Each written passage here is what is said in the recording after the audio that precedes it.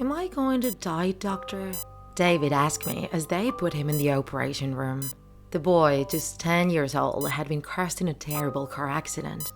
The anesthetist proceeded to put him to sleep.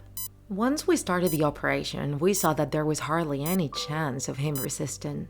Despite this, we put all our efforts into saving his life, but after half an hour, his heart stopped. My colleagues told me that his father had also died in the accident. A disgrace. I proceeded to stitch his open abdomen to take him to the morgue, and just as I put the needle through, his body trembled. I withdrew my hand, wondering what had caused that post-mortem spasm. But suddenly, the boy gasped, and as if it were a horror movie, he opened his eyes and uttered a piercing cry. I stumbled back in fright, and I quickly asked the whole team for help. Those who were leaving the room ran back in, all looking panicked at the sight of the boy they had left for dead, screaming on the operating table.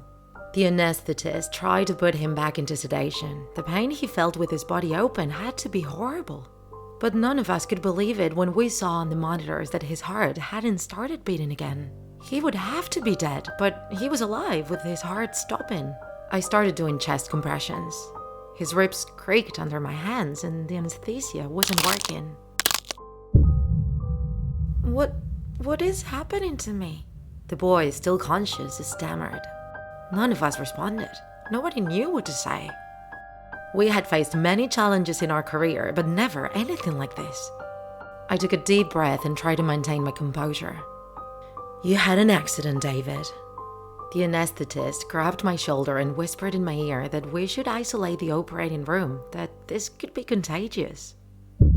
While they called security from the prep room, the kid kept asking me questions. He asked me about his father. I couldn't lie to him. I had to tell him that he had died. Then he started sobbing and asked me if he was dying too. A river of tears fell down my face. I shook his hand and told him, "You are not alone. I will stay with you until the end." The Center for Disease Control had been alerted to our situation. There was nothing we could do but hope and pray that it wasn't contagious. The boy was in a lot of pain, and I could only keep him distracted. Hours later, the prevention team arrived, fully equipped in their suits. They had evacuated another room for all the doctors that were there, but I decided to stay where the little one was. No one should have to suffer alone, especially with all those people doing hundreds of tests. "Doctor, I can't see," David yelled. I examined his pupils and found that they didn't respond. "I'm very afraid."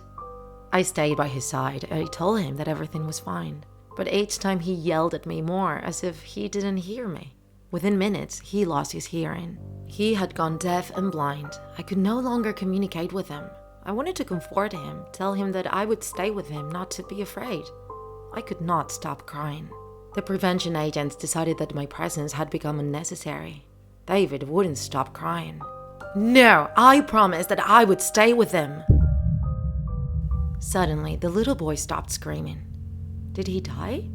I demanded that they inform me of their condition, and they told me that the only organ that was still active was the brain. He couldn't move, couldn't speak, couldn't hear, but he was still in excruciating pain.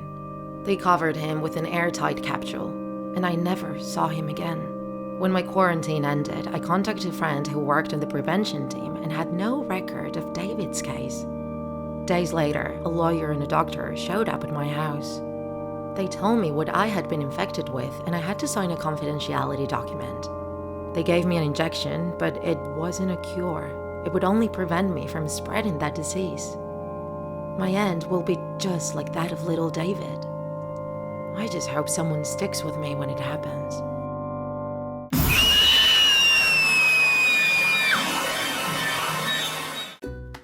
If you enjoyed this video, don't forget to like it. And if you want to see more Draw My Life videos, subscribe to our channel. See you in the next episode!